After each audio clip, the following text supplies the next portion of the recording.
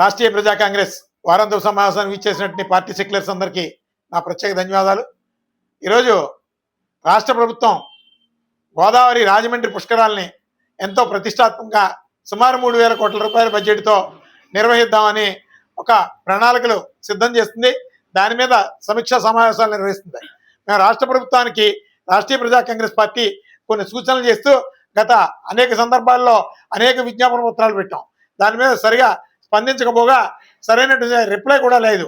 కానీ ఈ మధ్య ఒక 10 days బ్యాక్ ఒక లేఖ కొన్ని వినతల్ని పొందుపరుస్తూ ఒక లేఖని రాయడం జరిగింది.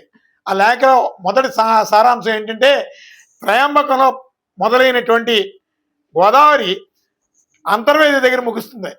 అందుకనే ఈ గోదావరి జలాలు పవిత్ర పుష్కర స్నానాలు కోనసీమ ప్రజలు కూడా ఆచరించే పుణ్యాన్ని కల్పించాలని రాష్ట్ర ప్రభుత్వానికి రాష్ట్రీయ ప్రజా కాంగ్రెస్ పార్టీ విజ్ఞప్తి చేస్తుంది.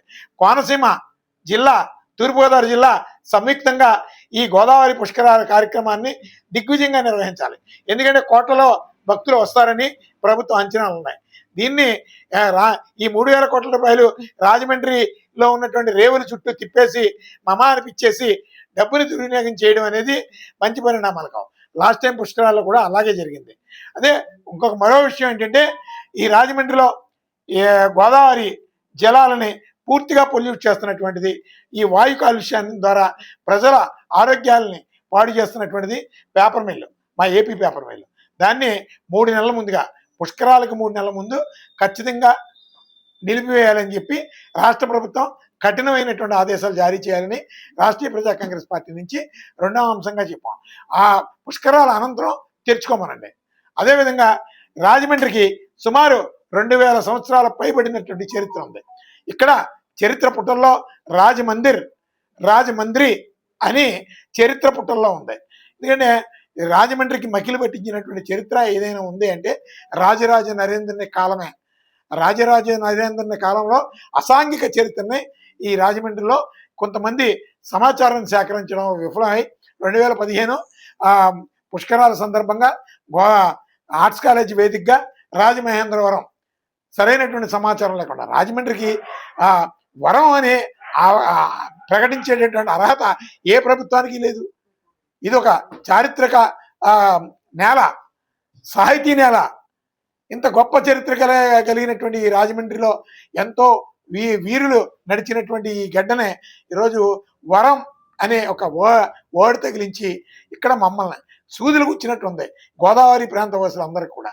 కానీ ఈ చరిత్ర పుటల్లో ఉన్నటువంటి రాజమండ్రి అనే రెండిట్లో ఏదో ఒకటి ఈ పుష్కరాలు వేదికగా అదే ఆర్ట్స్ కాలేజీలో ఖచ్చితంగా ప్రకటన చేయాలని చెప్పి రాష్ట్రీయ ప్రజా కాంగ్రెస్ పార్టీ నుంచి చంద్రబాబు నాయుడు గారికి ఒక విజ్ఞాపన చేశాం. ఫైనల్గా ఏంటంటే ఆ భారీ బడ్జెట్, ఎందుకంటే గత పుష్కరాల్లో కూడా డబ్బులు చాలా వరకు దుర్వినియోగం అయినాయి. ఆ పాలనాపరమైనటువంటి ఇబ్బందులు, కొన్ని ప్రణాళికాబద్ధమైనటువంటి అవకతవకల మూలంగా అనేక అపశృతులు జరిగినాయి. అందుకని కొన్ని సూచనలు చేస్తూ ఈ సీసీ ఫుటేజీలు సిస్టము ఏ విధంగా ఉండాలి. అలాగే మరొక ప్రధానమైనటువంటి విషయం ఏంటంటే, చంద్రబాబు నాయుడు గారి ముందు అఖిలపక్ష సమావేశాన్ని ఆయన సారథ్యంలో నిర్వహించాలని చెప్పి ప్రధానంగా రాష్ట్రీయ ప్రజా కాంగ్రెస్ పార్టీని తెలియజేశాం. ఎందుకంటే అంత భారీ బడ్జెట్, ఆ డబ్బు ఎందుకు ప్రజాధనం, ఇది ప్రతి వాళ్ళకి రెస్పాన్సిబిలిటీ ఉండాలి. ఇవన్నీ మీరు మీ ఒంటెత్తి పోకడగా చేయకుండా అందరినీ భాగస్వాములు చేయాలని చెప్పి రాష్ట్ర ప్రభుత్వానికి రాష్ట్రీయ ప్రజా కాంగ్రెస్ పార్టీ కొన్ని విజ్ఞాపనలతో ఒక లేఖ రాయడం జరిగింది. అలాగే ఇంటెలిజెన్సీ విధి విధానాలు, సెక్యూరిటీ మెజర్స్, ఇలాంటివన్నీ వాటి మీద మేము కొన్ని సజెస్ట్ చేసాం. దీని మీద ప్రభుత్వం యుద్ధ ప్రాతిపదిక మీద స్పందించి మాకు తెలియపరచాలని రాష్ట్రీయ ప్రజా కాంగ్రెస్ పార్టీ నుంచి ఆ లేఖలో కూడా తెలియజేశాం. అదేవిధంగా ప్రభుత్వం సరిగా స్పందించకపోతే ఖచ్చితంగా దీని మీద న్యాయపరమైనటువంటి మార్గాలు కూడా మేము ఆలోచన చేస్తాం.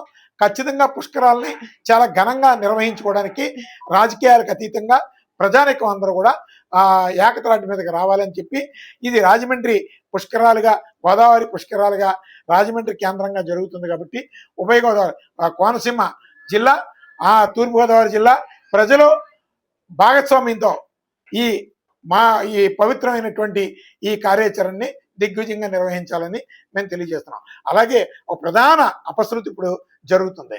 ఇప్పుడు పుష్కరాలంటే దైవ కార్యక్రమం. ఇది ఎంతో చారిత్రాత్మకమైనటువంటి ఒక దైవ కార్యక్రమానికి ఏదైనా సరే శాస్త్ర ప్రకారం పంచాంగ ముహూర్తాలు పెట్టకూడదు. ఆగమ శాస్త్ర ప్రకారం ముహూర్తం నిర్ణయించాలి. ఆగమ శాస్త్ర ప్రకారం ముహూర్తం నిర్ణయించి పుష్కరాలకి తేదీ నిర్ణయించమని రాష్ట్రీయ ప్రజా కాంగ్రెస్ పార్టీ నుంచి రాష్ట్ర ప్రభుత్వానికి తెలియజేశాం.